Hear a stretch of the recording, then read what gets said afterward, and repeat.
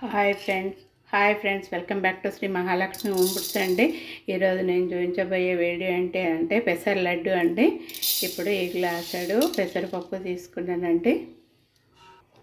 Flame SIM మీదనే పెట్టి మంచిగా వేయించుకోవాలండి, దూరగా వేయించుకోవాలండి.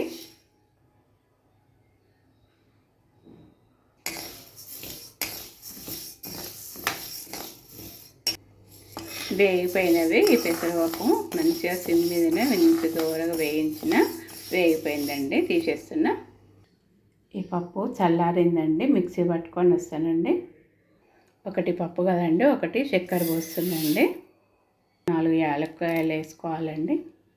ఈ చక్కెరని యాలకుల్లోనూ మిక్సీ పట్టుకొని వచ్చినానండి. పెసరపప్పు గ్రైండ్ చేసింది, చక్కెర గ్రైండ్ చేసింది, రెండింటిని ఇట్లా మంచిగా కలపాలండి. ఫస్ట్ పెసరపప్పును చాలా మెత్తగా తిప్పతంటే కొంచెం ఇట్లా బరకగా ఉండాలండి. ఇప్పుడు కొంచెము నెయ్యి పోసి ఇట్లా కలుపుకోవాలండి.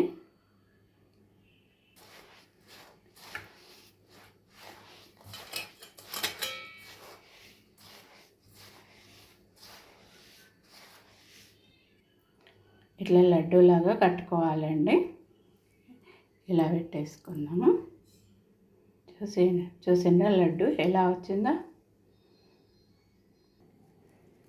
చూసారా అండి, ఇట్లా మంచిగా వస్తున్నది లడ్డు. ఇట్లనే ఇవన్నీ ఇట్లా మంచిగా వస్తున్నాయి చూడండి.